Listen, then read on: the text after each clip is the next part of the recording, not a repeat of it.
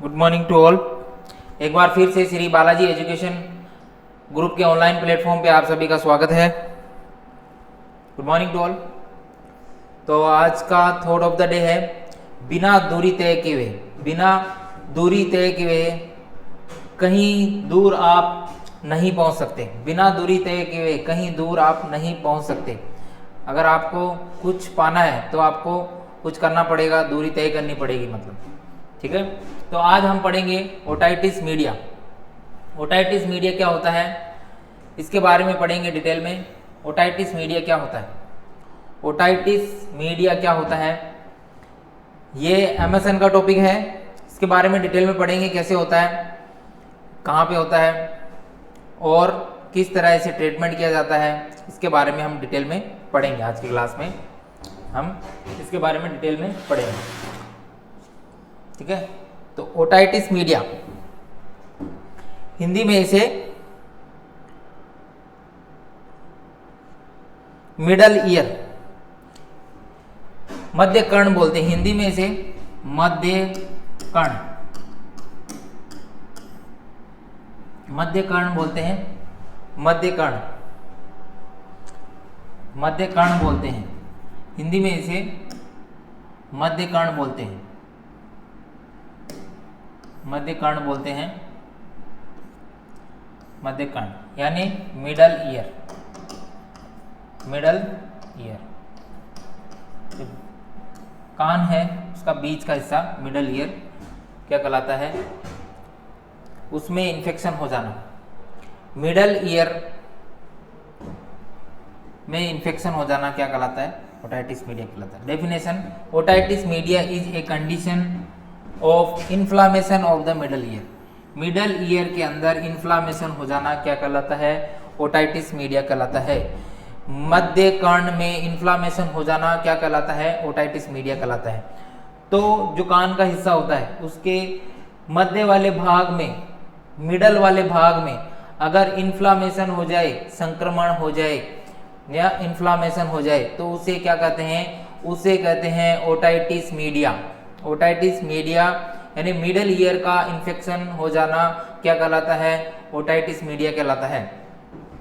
अब पढ़ते हैं कि मिडल ईयर एग्जैक्ट होता क्या है। इसकी थोड़ी एनाटॉमी देख लेते हैं कि मिडल ईयर एग्जैक्ट होता कहाँ है।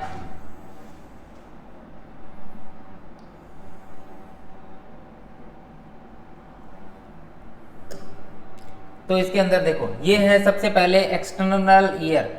एक्सटर्नल ईयर बाहरी, एक्सटर्नल ईयर, एक्सटर्नल ईयर जो बाहर की तरफ है।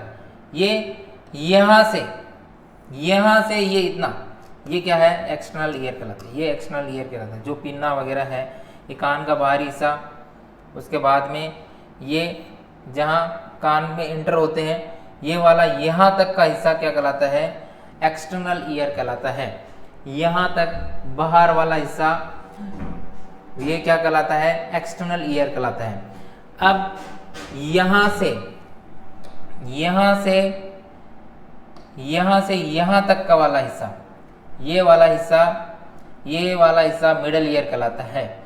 ये जो बीच का हिस्सा है यहां से लेके यहां तक का हिस्सा क्या कहलाता है, ये मिडल ईयर कहलाता है। और इसके आगे वाला जो हिस्सा है, इसके जो आगे वाला हिस्सा है, इसके जो आगे वाला हिस्सा है, इसके जो आगे वाला हिस्सा है जिसमें ये बॉन्स वगैरह आती है, तो ये इंटरनल ईयर कहलाता है। ये आंतरिक, इंटरनल ईयर कहलाता है। ये वाला हिस्सा इंटरनल ईयर कहलाता है। तो ओटाइटिस मीडिया, इस मिडल ईयर का इन्फ्लामेशन हो जाना, इस ईयर का क्या हो जाना, इन्फ्लामेशन हो जाना क्या कहलाता है, ओटाइटिस मीडिया कहलाता है।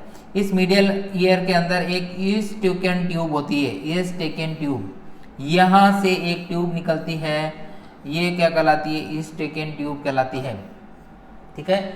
इन्फ्लामेशन ऑफ फ्लूइड अकोमुलेशन, अगर यहाँ पे ये फ्लूइड अकोमुलेशन हो रहा है तो इन्फ्लामेशन और fluid accumulation in the middle year, ये मिडल ईयर में इन्फ्लामेशन के कारण क्या हो सकता है, फ्लूइड का अकुमुलेशन हो सकता है, फ्लूइड इकट्ठा हो सकता है। तो ये मिडल ईयर ये वाला एरिया कहलाता है। उसके बाद में नेक्स्ट है आपके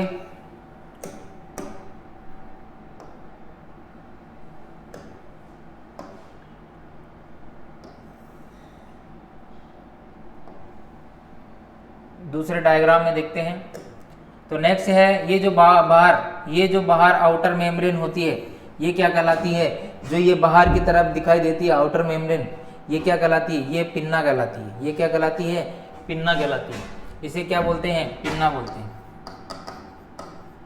पिन्ना बोलते हैं, ठीक है, इसे पिन्ना बोलते हैं। और इसके बाद में नेक्स्ट जो ईयर की मिडल ईयर की जो होती है,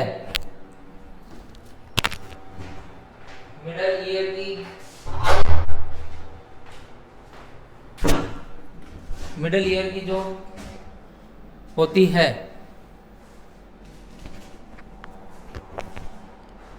ये बीच का जो हिस्सा है वो मिडल ईयर कहलाता है। ये मिडल ईयर कहलाता है। ये जो बीच का हिस्सा है वो क्या कहलाता है, मिडल ईयर कहलाता है।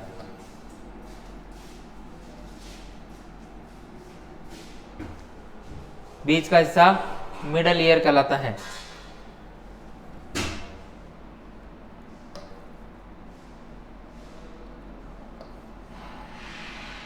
ये बीच का हिस्सा मिडल ईयर कहलाता है, सॉरी इनर कैनाल कहलाता है। ये बीच का हिस्सा क्या कहलाता है, इनर कैनाल। ये जहां से इंटर होते हैं, कान में इंटर होते हैं, उसे क्या कहते हैं, उसे इनर कैनाल कहते हैं, उसे इनर कैनाल कहते हैं। उसके बाद में ये टिम्पेनिक मेम्ब्रेन, ये जो है यहाँ पे, ये है टिम्पेनिक मेम्ब्रेन। ये क्या कहलाती है, टिम्पेनिक मेम्ब्रेन कहलाती है। ये यहाँ पे जो होती है वो टिम्पेनिक मेम्ब्रेन कहलाती है। ये वाला हिस्सा टिम्पेनिक मेम्ब्रेन कहलाता है। उसके बाद में ये मिडल ईयर का स्पेस है। ये जो स्पेस होता है, ये यूस्टेकन ट्यूब और ये जो एरिया है ये मिडल ईयर का स्पेस है। ये वाला एरिया मिडल ईयर का स्पेस है। ये ओसिकल बोन है। ये बोन जो है ये ईयर की बोन है, ओसिकल बोन, ये यहाँ पे स्थित होती है। उसके बाद में वेस्टिबुलर सिस्टम जो बैलेंस को बनाने में काम आता है, बैलेंस ऑर्गन है वो वेस्टिबुलर सिस्टम, ये वाला सिस्टम। उसके बाद में ये कॉक्लिया है। ये जो गोल गोल दिखाई दे रहा है ऐसे, ये वाला हिस्सा ये क्या कहलाता है, ये कॉक्लिया कहलाता है। ये कॉक्लिया कहलाता है। ये वाला हिस्सा कॉक्लिया कहलाता है।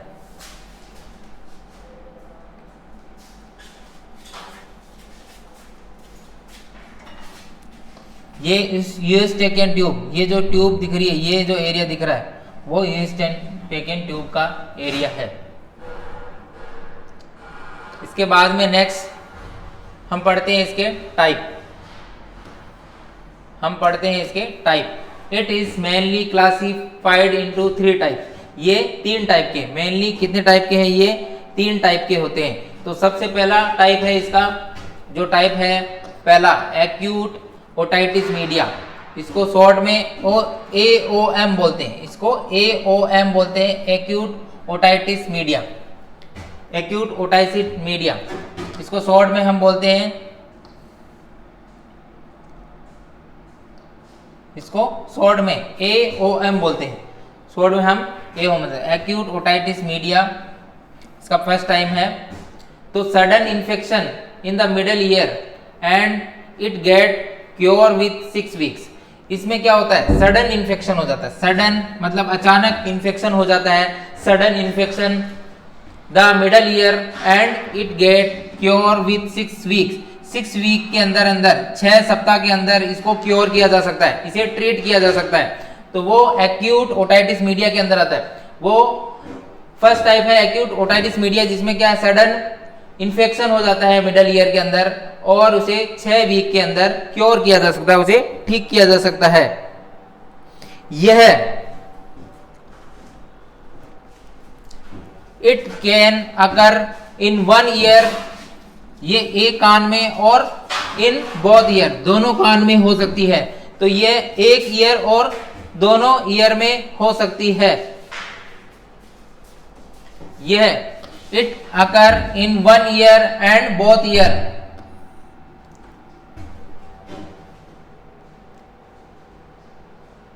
ये दोनों कानों में हो सकती है, या तो एक कान में हो सकती है या फिर दोनों में हो सकती है।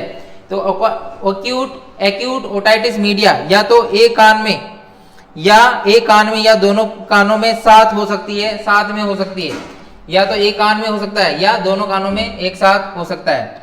इसके बाद में acute otitis media occur primary with the viral, ये वायरल इन्फेक्शन के कारण हो सकती है। ठीक है, तो ये किसके कारण हो सकती है? वायरल इन्फेक्शन के कारण। ये वायरल इन्फेक्शन के कारण, मोस्टली वायरल इन्फेक्शन के कारण देखने को मिल सकता है। वायरल इन्फेक्शन के कारण, ये वायरल इन्फेक्शन के कारण। अपर रेस्पिरेटरी ट्रैक इन्फेक्शन, ये क्या करती है? अपर रेस्पिरेटरी ट्रैक इन्फेक्शन कर देती है, जो ऊपर का रेस्पिरेटरी सिस्टम है उसको अफेक्ट करती है।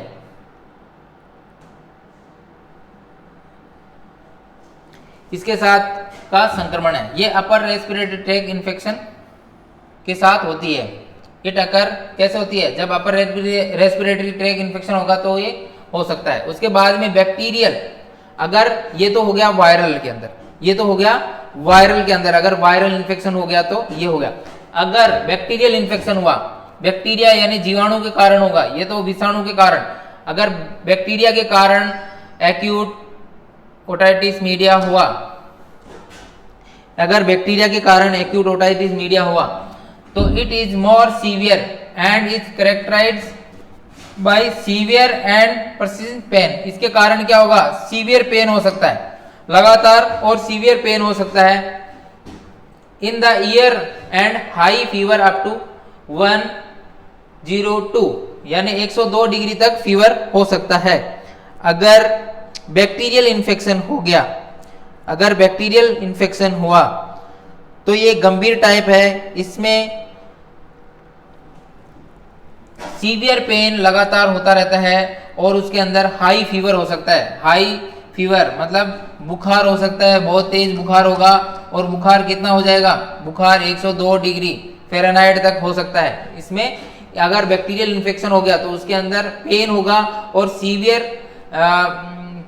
पेन होगा, और उसके अंदर पेशेंट को क्या आ जाएगा? फीवर आ जाएगा, फीवर आ जाएगा। और फीवर कितना आएगा? 102 डिग्री तक फीवर आ सकता है। और वायरल के अंदर क्या होगा? वायरल के अंदर रेस्पिरेटरी ट्रैक इन्फेक्शन और हो जाएगा, अपर रेस्पिरेटरी ट्रैक इन्फेक्शन वगैरह देखने को मिलेगा।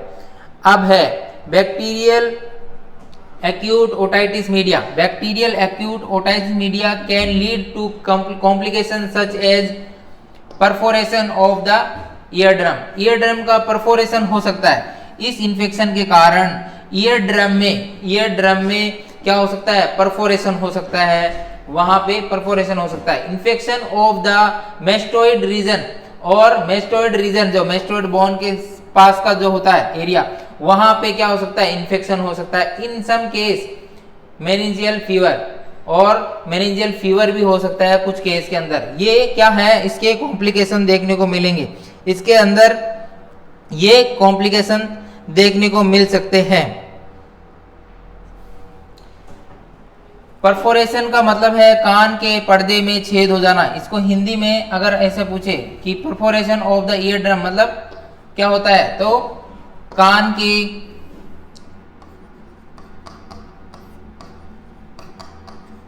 पर्दे में छेद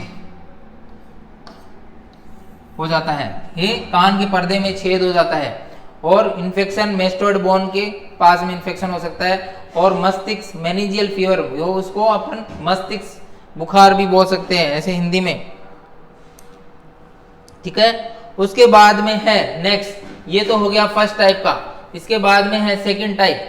सेकंड टाइप का है आपके दूसरा, सेकंड टाइप का है, सेकंड टाइप का सपोर्टिव ओटाइटिस मीडिया।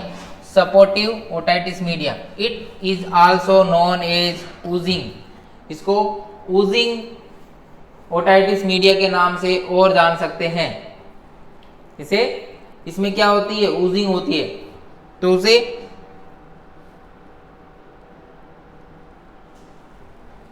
ऊजिंग के नाम से और जान सकते हैं। ऊजिंग के मतलब कान का बहना। इसमें क्या है,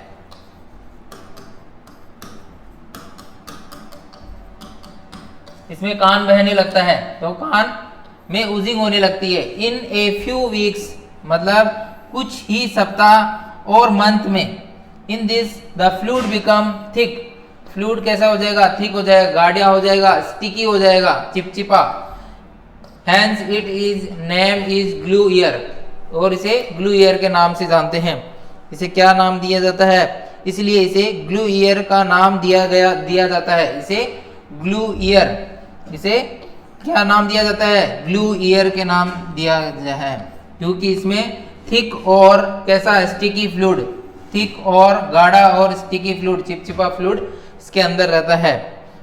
इसके अंदर गाढ़ा और चिपचिपा, थिक का मतलब हो गया गाढ़ा और स्टिकी मतलब हो गया चिपचिपा, चिपचिपा फ्लूइड। इसके अंदर थिक और फ्लूइड रहता है। उसके बाद में नेक्स्ट है आपका क्रोनिक ओटाइटिस मीडिया। तो दो टाइप का हो गया, एक्यूट और क्रोनिक, एक तो सिंपल और एक बीच में हो गया सपोर्टिव टाइप का। तो इसमें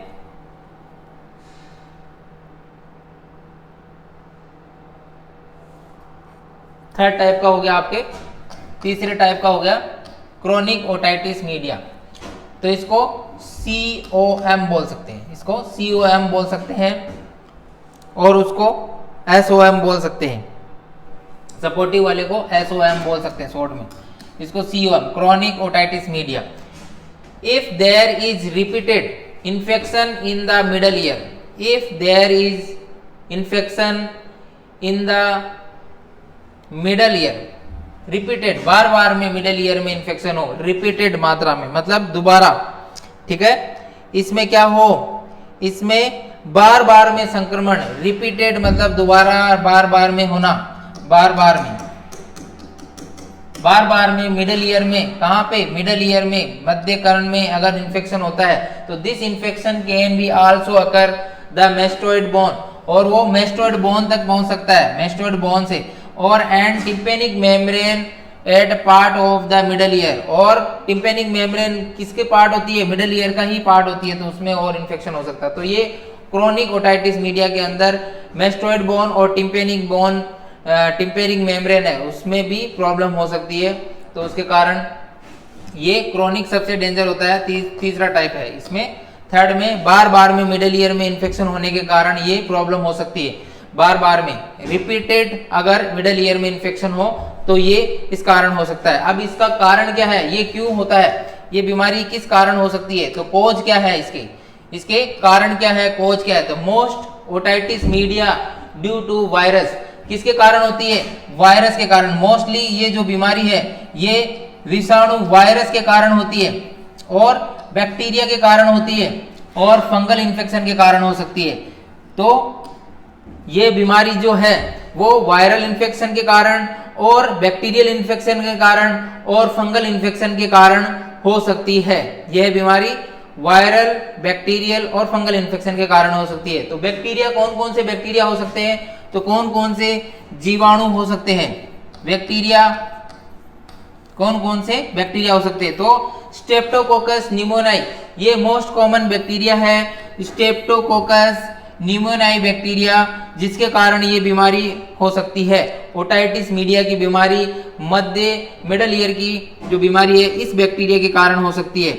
उसके बाद में सेडोमोनास ग्रेनुलोसा के कारण हो सकती है, हीमोफिलस इन्फ्लुएंजा के कारण हो सकती है। ये कुछ बैक्टीरिया है, इनकी वजह से ये इन्फेक्शन हो सकता है। उसके बाद में सेकंड है विषाणु यानी वायरस। वायरस कौन कौन से वायरस, RSV रेस्पिरेटरी सिनेप्टिकल वायरस, इसके वायरस के कारण हो सकता है, रेस्पिरेटरी सिनेप्टिकल वायरस की वजह से हो सकता है। कॉमन कोल्ड की वजह से हो सकता है, कॉमन कोल्ड वायरस के कारण हो सकता है। मतलब जो जुकाम लगता है, कॉमन कोल्ड लगता है, धीरे धीरे वो मिडल ईयर का इन्फेक्शन भी हो सकता है। वो कोई वायरल इन्फेक्शन हुआ तो उसके कारण कॉमन कोल्ड होगा, जुकाम होगा और उसके कारण ये हो सकता है। Repeated middle ear infection of tympanic perforation, और रिपीटेड अगर बार बार में मिडल ईयर का इन्फेक्शन होता है तो उसमें क्या होता है, कान के पर्दे में छेद हो जाता है, टिम्पेनिक मेम्ब्रेन परफोरेशन हो जाएगा, टिम्पेनिक मेम्ब्रेन परफोरेशन हो जाएगा, छेद के कारण भी हो सकता है।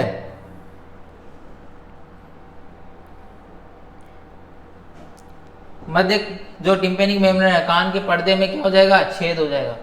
तो ये कुछ रीजन है।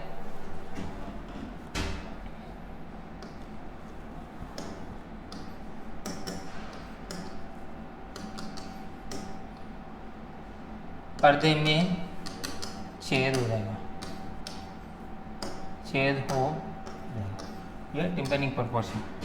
उसके बाद में नेक्स्ट है बाई यूस्टेकन ट्यूब के कारण और अपर रेस्पिरेटरी ट्रैक इन्फेक्शन के कारण भी ये प्रॉब्लम हो सकती है। अपर रेस्पिरेटरी ट्रैक इन्फेक्शन हो गया तो उसके कारण भी ये मिडल ईयर का इन्फेक्शन हो सकता है।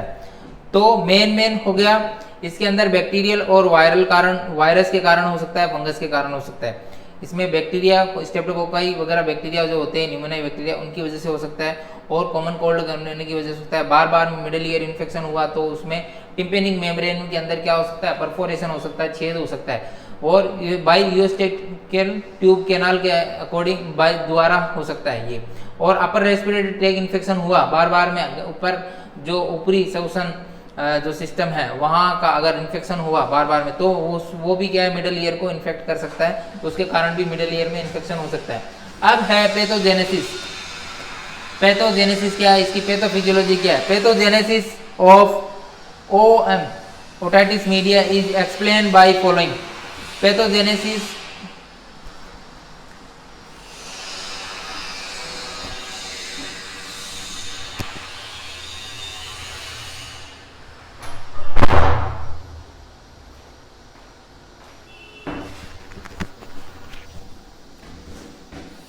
तो पैथोजेनेसिस पढ़ेंगे अपन,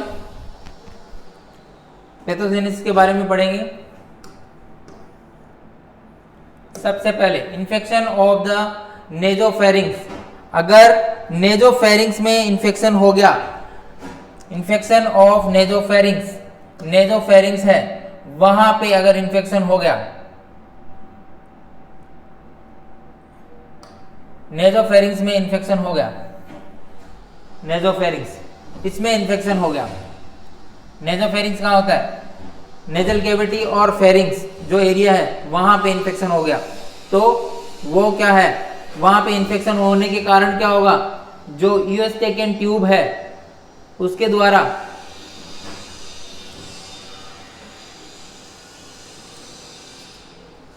यूस्टेकन ट्यूब है उसके द्वारा संक्रमण हो जाएगा, यूस्टेकन ट्यूब का संक्रमण हो जाएगा। अगर यहाँ पे इन्फेक्शन हुआ तो यूस्टेकन ट्यूब में क्या हो जाएगा, संक्रमण हो जाएगा। ट्रांजिशन ट्यूब, ये ट्यूब क्या होती है, ये नेजोफेरिंग से मिडिल ईयर को कनेक्ट करती है, तो वहाँ का इन्फेक्शन हो जाएगा। और वहाँ का इन्फेक्शन हो जाएगा तो इन्फ्लेमेशन ऑफ द एपिथेलियम और epithelium of the middle year, middle ear की जो एपिथेलियम है वहाँ पे क्या हो जाएगा, इन्फ्लामेशन हो जाएगा। इसके कारण, इस ट्यूब के कारण फिर मिडल ईयर की जो एपिथेलियम जो लेयर होती है वहाँ पे इन्फ्लामेशन हो जाएगा। और उनमें इन्फ्लामेशन होने के कारण क्या हो जाएगा, accumulation of the serious exudates in the middle ear, और मिडिल ईयर के अंदर जो है वहाँ पे अकुमुलेशन होने लग जाएगा। ठीक है, तो सीरियस एक्सुडेंट का क्या होगा, अकुमुलेशन हो जाएगा, वहाँ पे वो इकट्ठा होने लग जाएंगे। और वहाँ इकट्ठा होने के कारण क्या होगा, bulging of the tympanic membrane, और टिम्पेनिक मेम्ब्रेन में क्या होगा, बल्जिंग होगा। टिम्पेनिक मेम्ब्रेन के अंदर क्या हो जाएगा, बल्जिंग होगा, बाहर की तरफ क्या हो जाएगी, सूजन आ जाएगी। बल्जिंग मतलब एक तरह से सूजन आ जाएगी टिम्पेनिक मेम्ब्रेन में।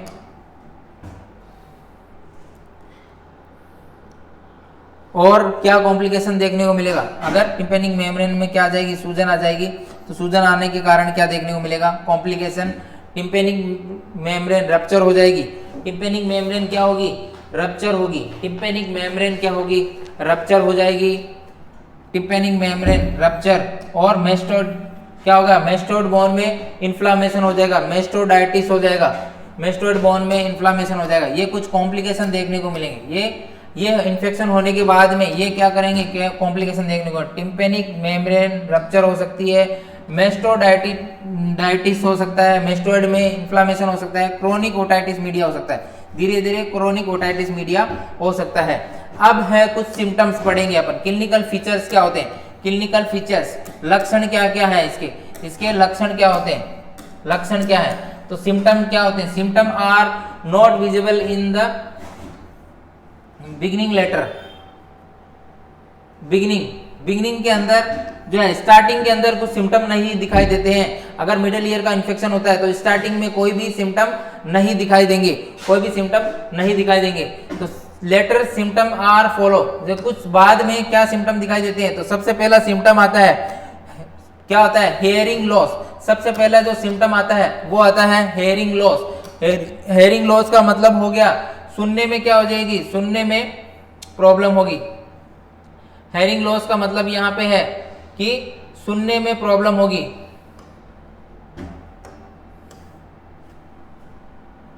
सुनने में प्रॉब्लम होगी। एक मिनट, थोड़ा सा कलर अच्छा सा ले लेते हैं। क्या होगी? सुनने में, हेयरिंग लॉस का मतलब हो गया सुनने में कमी आ जाएगी, सुनने में कमी होगी, सुनने में कमी होने लगेगी, सुनने में कमी।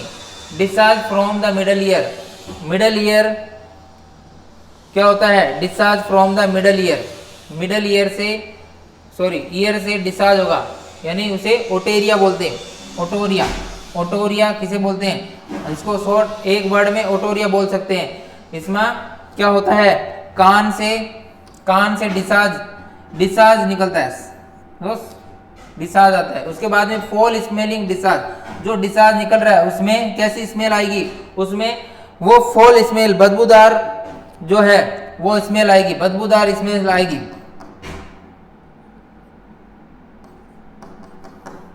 बदबूदार स्मेल आएगी, इसके अंदर फॉल स्मेलिंग आएगी। उसके बाद में मेस्टोइड बोन में इन्फेक्शन हो सकता है। और क्या सिम्टम देखने को मिलेंगे? मेस्टोइड जो बोन है उसमें इन्फेक्शन देखने को मिल सकता है, उसे क्या बोलते हैं? मेस्टोडाइटिस बोलते हैं। मेस्टोडाइटिस बोल सकते हैं। मेस्टोइड बोन में क्या हो जाएगा? इन्फ्लामेशन, इन्फेक्शन हो जाएगा।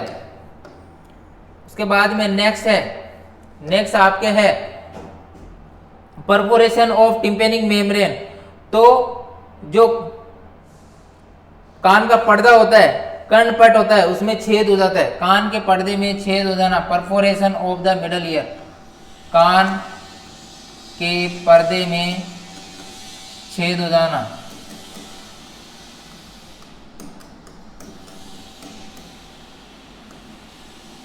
कान के पर्दे में छेद हो जाना। उसके बाद में डिजीनेस और वर्टिगो, चक्कर आ सकते हैं पेशेंट को, ऐसे कुछ सिम्टम होते हैं। Ringing in the year, tinnitus बोलते हैं। वो कान में घंटियां बजने जैसा साउंड सुनाई देता है, उसे क्या बोलते हैं? रिंगिंग, यानी कान में घंटियां की आवाज सुनाई देती है। कान के अंदर टिनिटस किसे बोलते हैं? तो कान के अंदर घंटियों की आवाज सुनाई देती है, टन टन टन टन, ऐसा, उसे रिनिटस बोलते हैं। तो रिंगिंग इन द ईयर। और नेक्स्ट सिम्टम क्या देखने को मिलेंगे? तो नेक्स्ट सिम्टम आपको देखने को मिलेगा ओटोफी, कान में प्रतिध्वनि सुनाई देना, कान में प्रतिध्वनि सुनाई देना।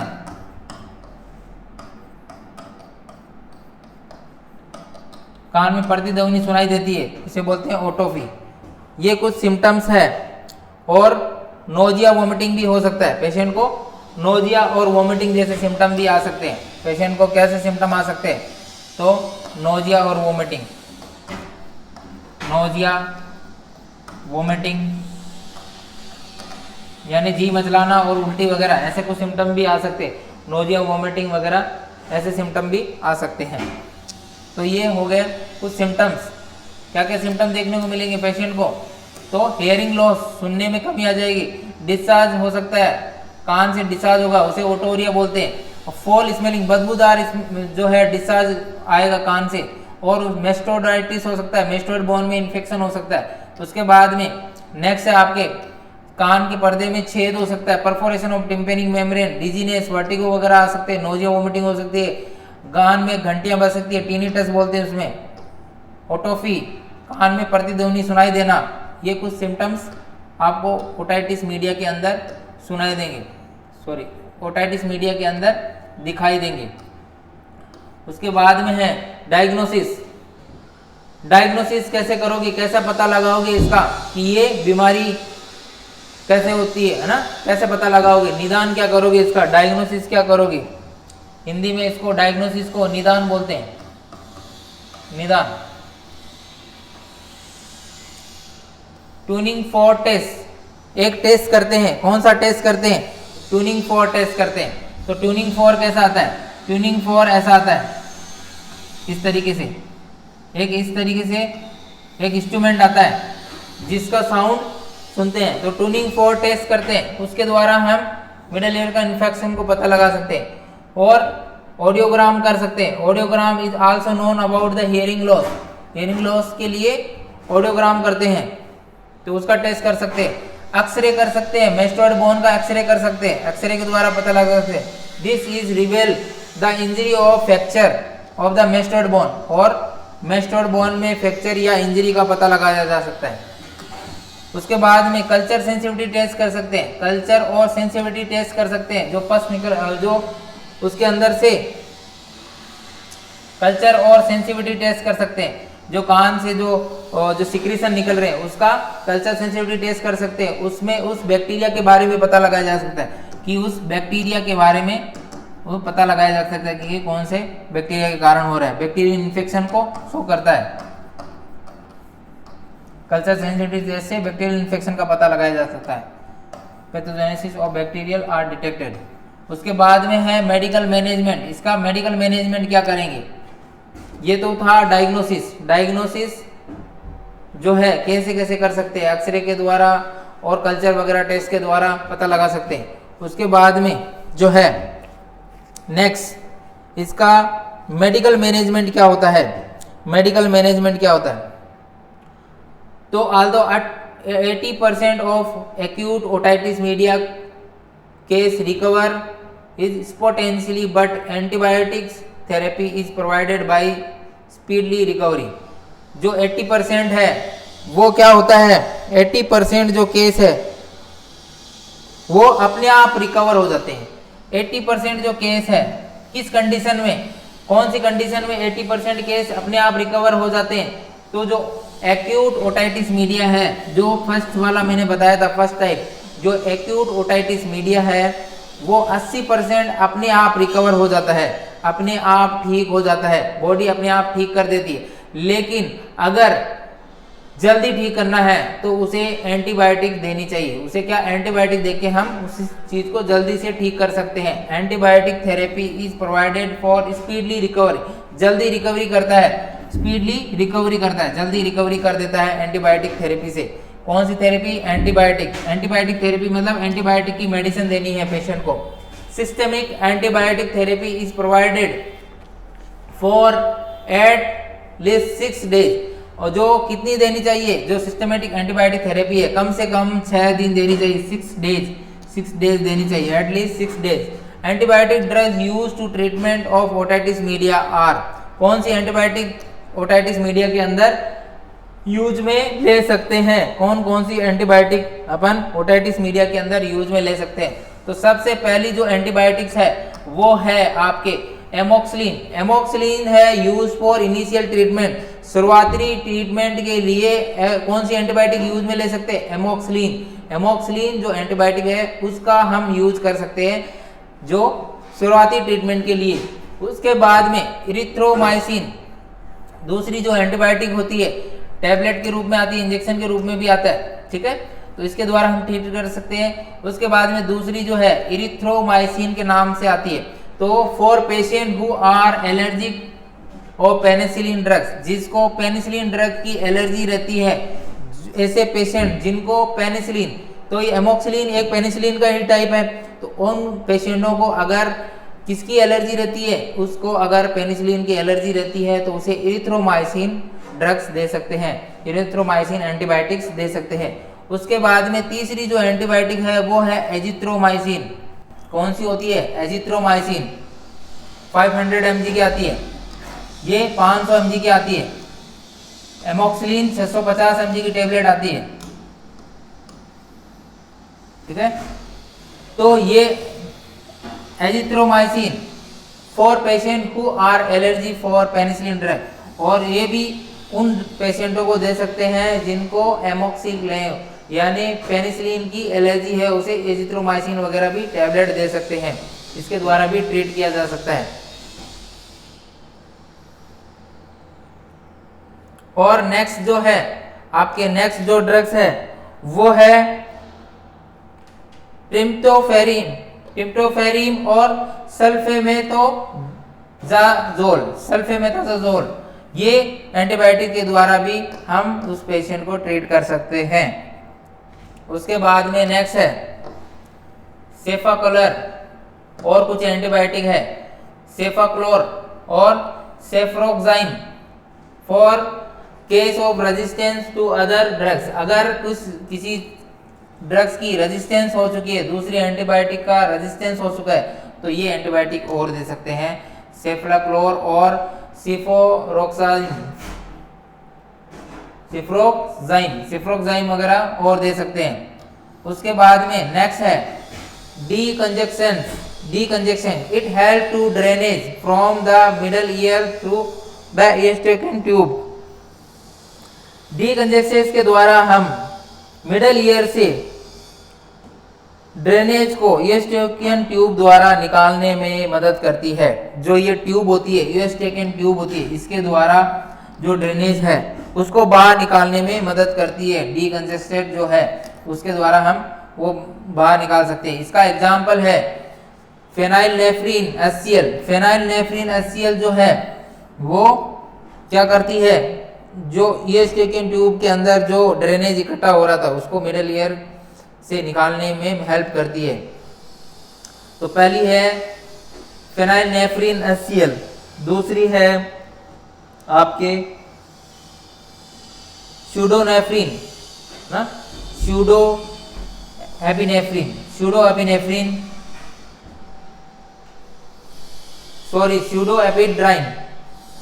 स्यूडोएपिड्राइन है, वो ड्रग्स है जो डीकंजेशन ड्रग्स कहलाती है। उसके बाद में नेक्स्ट है एनाल्जेसिक्स, जो पेन किलर कहलाती है, दर्द निवारक हो गया। टू रिड्यूस पेन, ये क्या करती है, पेन को कम करने के लिए दी जाती है, पेन को यानी जो दर्द होता है उसे कम करने के लिए दी जाती है। तो ये आइबुजेसिक्स जो है, आइबुप्रोफेन वगैरह जो ड्रग्स है उसके द्वारा पेन को कम किया जा सकता है। उसके बाद में जो दूसरी ड्रग्स है वो है एसिटामिनाफेन, जो ड्रग्स होती है पीसीएम वगैरह, वो ड्रग्स एसिटामिनाफेन में आती है, तो उसके द्वारा हम दर्द को कम कर सकते हैं। उसके बाद में नेक्स्ट है एरुल टॉयलेटिंग मतलब cleaning all the secretion and deposits from the ear with absorbs cotton buds is called aural toileting.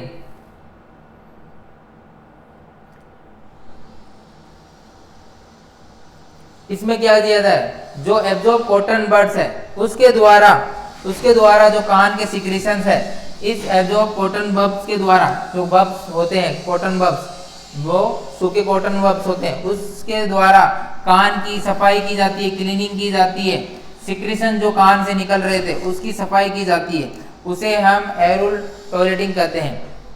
उसके बाद में ईयर ड्रॉप्स, कान में डालने की जो ड्रॉप है उसके द्वारा भी ट्रीटमेंट करते हैं। कुछ एंटीबायोटिक आती है जैसे सिफ्लॉक्स, ऑफ्लॉक्सासिन वगैरह एंटीबायोटिक आती है, तो वो ईयर एंटीबायोटिक्स ड्रॉप्स होती है to protect the ear from infection, वो इन्फेक्शन से बचाती है।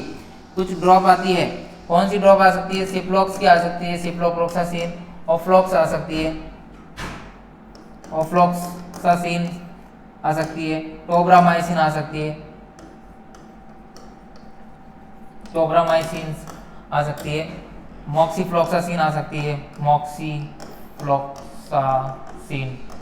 ऐसी बहुत सारी आई ड्रॉप्स और ईयर ड्रॉप आती है, ईयर ड्रॉप आती है ना, ईयर ड्रॉप्स, ये ईयर ड्रॉप आती है, सिफ्लॉक्स, ofloxacin, tobramycin, moxifloxacin.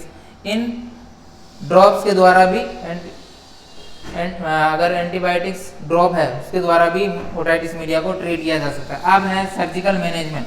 Surgical management, ये तो था मेडिकल, मतलब दवाइयाँ क्या क्या देते हैं, मेडिसिन क्या क्या दे सकते हैं। अब है सर्जिकल मैनेजमेंट, सर्जरी के द्वारा भी हम इसे ठीक कर सकते हैं। तो पहली जो सर्जरी होती है वो होती है टिम्पेनोप्लास्टी, जो कान के पर्दे की प्लास्टी करना, मतलब कान के पर्दे को रिपेयर करना, टी प्लास्टी बोल सकते हैं इसको शॉर्ट में। तो tympanoplasty by this procedure is middle ear eardrum, जो कान का पर्दा मिडल ईयर का ईयरडम होता है, जैसे ये कान का पर्दा है यहाँ पे बताया हुआ है, इसको बड़ा करके बताएंगे। तो eardrum is surgically repair and constructed, this can be done in 5 वे, 5 प्रकार से इसे कर सकते हैं। इसमें क्या करते हैं, जो कान का पर्दा है उसकी मरम्मत करते हैं या पुनः निर्मित करते हैं, रिपेयर करते हैं मतलब मरम्मत करते हैं,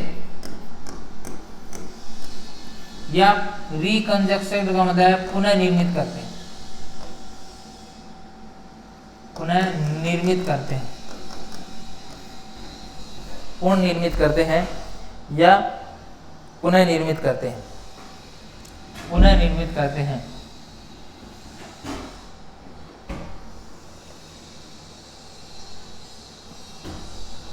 इसको क्या बोलते हैं, टी प्लास्टी बोलते हैं। इसका प्रथम प्रकार मेनिंगोप्लास्टी कहलाता है।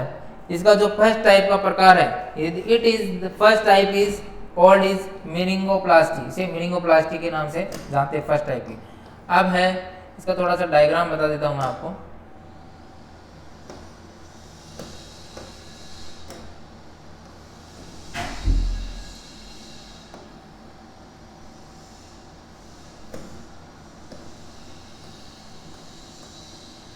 देखो टी प्लास्टी में कैसा होता है,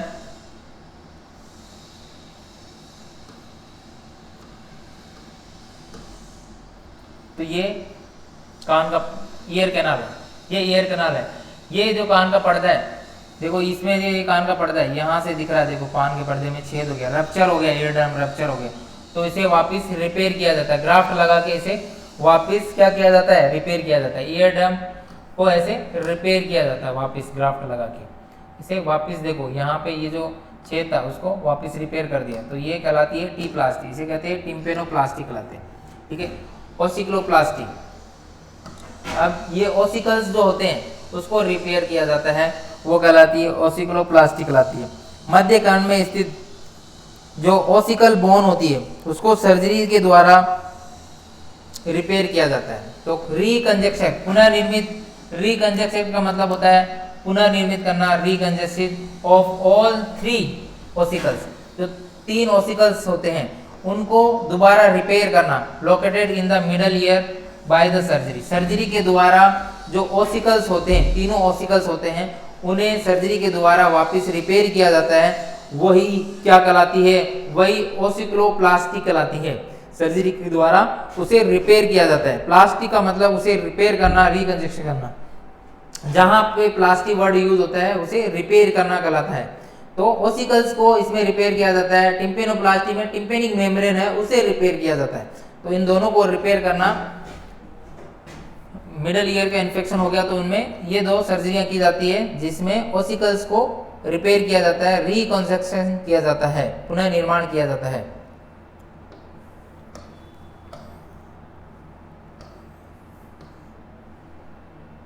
सेम इज कॉल्ड ओस्कुलोप्लास्टी, इसे ओस्कुलोप्लास्टी कहते हैं। It purpose is to save the patient from deafness.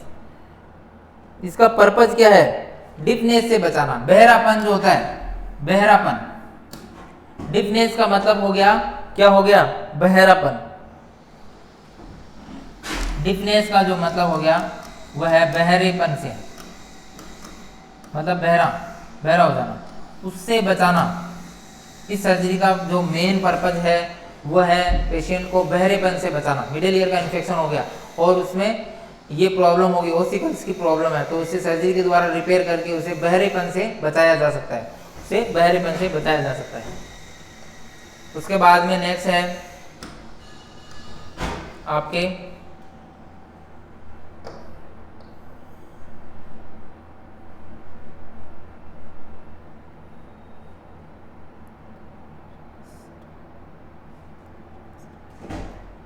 देखो ये ओसिकल्स है, यहाँ पे देखो ये इस डायग्राम में, ऊपर वाले डायग्राम में दिख रहा होगा आपको, ये आउटर ईयर है, इतना आउटर ईयर कहलाता है, ये तो आउटर ईयर है। तो ये वाला जो एरिया है ये एरिया मिडल ईयर कहलाता है, ये वाला एरिया क्या कहलाता है, मिडल ईयर, और ये इनर ईयर कहलाता है जिसमें कोक्लिया वगैरह रिप्लेंट होते हैं। तो इसमें जो ओसिकल्स होते हैं ये 3 भाग होते हैं, ओसिकल्स के ये 3 भाग होते हैं। ये जो 3 भाग दिखाई दे रहे हैं यहाँ पे, है, यहाँ पे जो ये 3 भाग दिखाई दे रहे हैं ये ओसिकल्स के, ये ओसिकल्स है। ये 3 भाग जो दिखाई दे रहे हैं ये वाले एरिया में, उसको रिपेयर किया जाता है, उसको रिपेयर किया जाता है। और पहली वाली में जो मिडल ईयर है इसको रिपेयर किया जाता है। अब ये ओसिकल्स को रिपेयर किया जाता है, ये जो बोन्स है उसको रिपेयर किया जाता है। तो वो क्या कहलाती है, वो कहलाती है ओस्टिकुलोप्लास्टी, ठीक है। अब है मेस्टोडेक्टोमी। मेस्टोडेक्टोमी क्या होती है, जो मेस्टोइड बोन होती है उसको रिपेयर, यहाँ पे इस एरिया को रिपेयर किया जाता है। तो मेस्टोडेक्टोमी के बारे में पढ़ते हैं पहले, फिर इसको बताएंगे। Mastoidectomy by this surgery is cholesteatoma formation in the ear is remove. जो कोलेस्टियमिया फॉर्मेशन हो गया है, कोलेस्टियमिया फॉर्मेशन हो गया है उसको हटाया जाता है। मेस्टोइड के संक्रमित भाग को भी हटाया जाता है। मेस्टोइड बोन का जो इन्फेक्टेड पार्ट है उसे भी हटाया जाता है। मेस्टोइड का जो इन्फेक्टेड पार्ट है, मेस्टोइड बोन का जो इन्फेक्टेड पार्ट है उसको हटाया जा सकता है। और ये जो कोलेस्टियोमिया जो हो गया है, कोलेस्टोमा ये हो गया है, उसको रिमूव किया जाता है। तो मैं बताया था इस डायग्राम में कि जो देखो ईयर, ये मिडल, ये ईयर है, इसके अंदर ये यहाँ पे देखो ये जो दिख रहा है कोलेस्टोमिया, ये वाले पार्ट को हटा के इसको रिपेयर किया जाता है, वो कहलाती है मेस्टेक्टोमी। इस वाले पार्ट को हटा दिया जाता है। ये हो गया सर्जिकल मैनेजमेंट। अब है नर्सिंग मैनेजमेंट। नर्सिंग मैनेजमेंट क्या करना चाहिए, नर्सिंग प्रबंधन क्या है। तो सबसे पहला है सर्जरी से पूर्व pre operative management. Pre operative management, surgery से पहले क्या मैनेजमेंट करना चाहिए, सर्जरी से पहले प्री ऑपरेटिव मतलब सर्जरी से पहले। Before surgery of patient here many important tasks like data collection related to patient health and taking present health history must be complete। सबसे पहले जो इम्पोर्टेंट चीज है सर्जरी से पहले, तो पेशेंट के जो है इम्पोर्टेंट डाटा कलेक्ट करने चाहिए, डाटा कलेक्शन करना चाहिए रिलेटेड टू हेल्थ और प्रेजेंट हिस्ट्री वगैरह सारे डाटा कलेक्ट करने चाहिए। सबसे पहले जो प्री ऑपरेटिव मैनेजमेंट के अंदर क्या करते हैं, जो पेशेंट के डाटा है, हेल्थ से रिलेटेड डाटा है, उसका कलेक्शन करना चाहिए और प्रेजेंट हेल्थ हिस्ट्री का भी डाटा कलेक्शन करना चाहिए। Must be completed. Explain detail about the surgery to the patient about the obtain consent from him. Surgery को पेशेंट को क्या करना है, पेशेंट जो है, मरीज जो है, मरीज को सर्जरी के बारे में, ऑपरेशन के बारे में एक्सप्लेन करना है। एक्सप्लेन, उसे बताना है कि कौन सी सर्जरी करने जा रहे हो, उसके बारे में बताना है। उसके बाद में उसके कंसेंट लेने, उसके साइन लेने हैं कि आपकी ये सर्जरी कर रहे हैं और उसके कंसेंट लेने हैं, पेशेंट के कंसेंट लेने हैं। और पेशेंट को साइकोलॉजिकल सपोर्ट प्रोवाइड करना है। Prepare the patient mentally before. Patient को मानसिक रूप से तैयार करना है, मेंटली, पेशेंट को मेंटली तौर पे, मानसिक रूप से प्रिपेयर करना है बिफोर सर्जरी। सर्जरी से पहले पेशेंट को मेंटली रूप से प्रिपेयर करना है, मानसिक रूप से प्रिपेयर होना चाहिए, मेंटली रूप से प्रिपेयर होना चाहिए। असेस फिजियोलॉजिकल स्टेटस, और उसके फिजियोलॉजिकल जो स्टेटस है उसका भी असेसमेंट करना है। उसके फिजियोलॉजिकल जो असेसमेंट है उसका भी असेस करना है। उसके बाद में नेक्स्ट है explain the patient procedure. Patient को प्रोसीजर के बारे में एक्सप्लेन करना है। जो प्रोसीजर करने वाली हो, सर्जरी करने वाले हो, उसका प्रोसीजर एक्सप्लेन करना है कि मतलब कैसे करेंगे। अगर उसको टी प्लास्टी हो रही है तो टी प्लास्टी के बारे में बताएंगे। अगर उसको ऑस्कुलोप्लास्टी कर रहे हैं तो उसके बारे में बताएंगे। अगर मैस्टेक्टोमी कर रहे हैं तो उसके बारे में बताएंगे। तो उसके एक्सप्लेन करेंगे, उसके बारे में, उस प्रक्रिया के बारे में बताएंगे। Anaesthesia and sedation so that cooperation can be obtain from the patient. और पेशेंट को क्या करेंगे, एनेस्थीसिया और सेडेशन के बारे में भी समझाएंगे। एनेस्थीसिया सुन करने की जो दवाई होती है एनेस्थीसिया, और उसे कितना सुन करेंगे उसके बारे में पेशेंट को बता देंगे कि भाई ऑपरेशन करेंगे तो आपको सुन करके, बेहोश करके ऑपरेशन करेंगे, उसके बारे में डिटेल में बता देंगे। जिससे क्या पेशेंट आपके साथ में कोऑपरेशन करेगा, मतलब कोऑपरेट करेगा, कोऑपरेट करेगा, साथ में सहयोग करेगा। उसके बाद में नेक्स्ट पॉइंट है आपका all the investigation test related of the patient surgery and post surgery hospital, please specify the period of to stay. तो जो सर्जरी से रिलेटेड जो भी इन्वेस्टिगेशन है, जो भी जांच करनी है, सर्जरी से रिलेटेड जो भी जांच करनी है, जांच और जो भी टेस्ट करने हैं, जांच करनी है, टेस्ट करने हैं, तो उससे रिलेटेड पेशेंट के सर्जरी के रिलेटेड और पोस्ट सर्जरी हॉस्पिटल, तो वो और पेशेंट को क्या बताना है, इन्वेस्टिगेशन वगैरह करनी है और पेशेंट को कितनी टाइम तक रुकना पड़ेगा उसके बारे में बताना है। पीरियड ऑफ स्टे कितने टाइम लगेगा, सर्जरी होने के बाद में कितने दिन तक उसे रुकना पड़ेगा, इसके बारे में बताना है। ये तो हो गया प्री। अब है पोस्ट ऑपरेटिव मैनेजमेंट। ये तो प्री ऑपरेटिव मैनेजमेंट हो गया था, ऑपरेशन से पहले पहले क्या क्या करना है। अब है ऑपरेशन के बाद में, ऑपरेशन हो गया है पेशेंट का, अब जो ऑपरेशन हुआ है उसके बाद में क्या करना है। तो the patient should be given the correct position. सबसे पहले पेशेंट को करेक्ट पोजीशन, कौन सी पोजीशन प्रोवाइड करनी है उसके अकॉर्डिंग करेक्ट पोजीशन उसे पेशेंट को प्रोवाइड करनी है। पेशेंट को जो पोजीशन है वो सही देनी है। तो उसके लिए लेटरल पोजीशन सबसे बेस्ट रहती है। साइड लेटरल पोजीशन जो होती है, लेटरल पोजीशन यानी एक साइड में, जिस कान का ऑपरेशन हुआ है, तो the year on operative side should be keep upward, वो ऊपर की ओर रहनी चाहिए। जो जिस साइड का ऑपरेशन हुआ है, जैसे इस कान का ऑपरेशन हुआ है तो इस साइड वाली पोजीशन नहीं देंगे, इस साइड वाली पोजीशन देंगे। तो ये कान कहाँ रहेगा, ऊपर की साइड में रहेगा, ये कान ऊपर की साइड वाले में रहेगा। तो जैसे ये ऊपर की तरफ कान है तो पेशेंट का मुंह इस तरफ, तो ये वाला ऑपरेशन हुआ है तो वो ऊपर की तरफ रहना चाहिए, ये ऊपर की तरफ रहना चाहिए, ये ऊपर की तरफ रहना चाहिए। जिस साइड का ऑपरेशन नहीं हुआ है वो नीचे की तरफ। तो keep upward, the year on the operative side should be keep upward, ऊपर की तरफ रहना चाहिए। अपवर्ड का मतलब यहाँ पे है ऊपर की तरफ।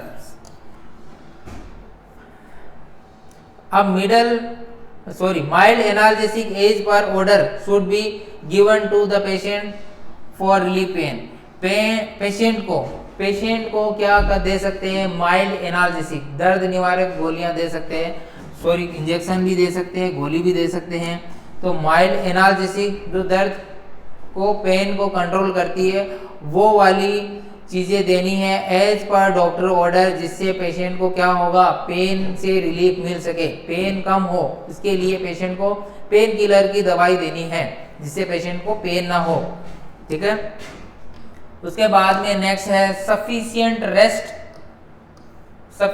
Rest should be provided to the patient. Patient को सफिशिएंट रेस्ट मिलनी चाहिए, जितनी मात्रा में पेशेंट को रेस्ट की जरूरत हो उतनी पर्याप्त मात्रा में पेशेंट को आराम प्रोवाइड करना चाहिए। रेस्ट मतलब आराम, पेशेंट को पर्याप्त मात्रा में आराम मिलना चाहिए।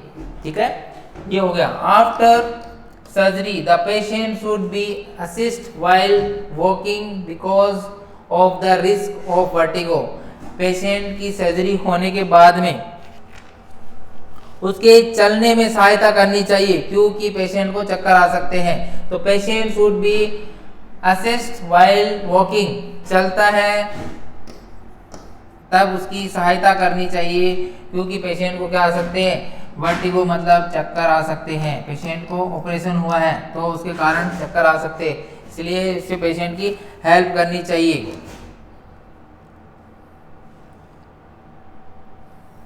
Due to this there is possibility to falling, और इसके कारण पेशेंट क्या हो सकता है, पॉसिबिलिटी रहती है, गिरने की पॉसिबिलिटी रहती है। चक्कर आने के कारण वो गिर सकता है और उसे चोट लग सकती है।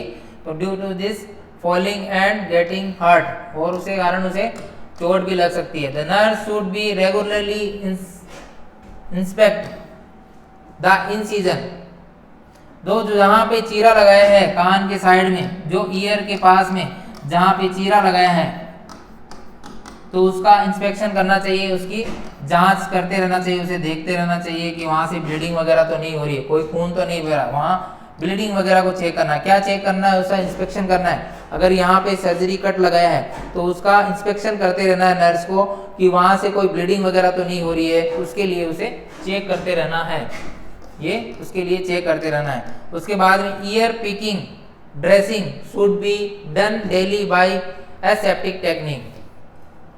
तो जो ईयर पैकिंग है, कान को पैक करना या ड्रेसिंग करना, उसकी पट्टी करना, कान को पैक करना, शुड बी डन डेली होनी चाहिए। उसकी पट्टी वगैरह ड्रेसिंग वगैरह डेली होनी चाहिए। क्यों, किससे, कैसे होनी चाहिए, एसेप्टिक टेक्निक के द्वारा होनी चाहिए। संक्रमण फ्री एसेप्टिक टेक्निक जिसमें इन्फेक्शन होने का चांस ना हो, वो संक्रमण फ्री जो टेक्निक है वो उस टेक्निक से उसकी ड्रेसिंग होनी चाहिए। स्टराइल जो चीजें हैं उनसे उनकी ड्रेसिंग होनी चाहिए। The patient should be given of following advice, और पेशेंट को क्या एडवाइस दे सकते हैं, और कुछ advice. To avoid physical activity for a week, एक सप्ताह तक, एक जो वीक है, एक सप्ताह है, तब तक फॉलोइंग एक्टिविटी जो है, फॉलोइंग एक्टिविटी है, एक सप्ताह तक फॉलोइंग एक्टिविटी है, उसको क्या अवॉइड करना चाहिए, वो नहीं करनी चाहिए। फॉलोइंग एक्टिविटी को अवॉइड करना चाहिए, वो कम करनी चाहिए।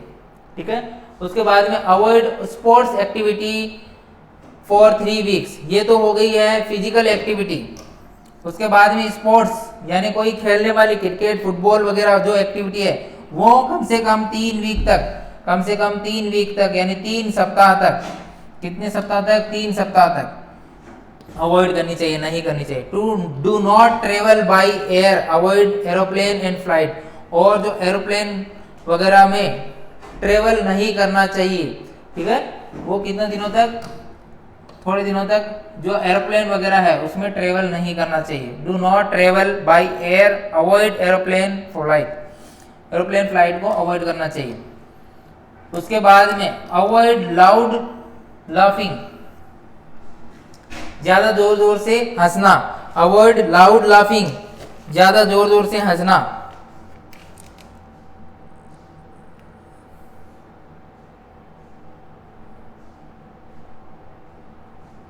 ज्यादा जोर जोर से न हंसे, avoid loud laughing, loud coughing, और काशी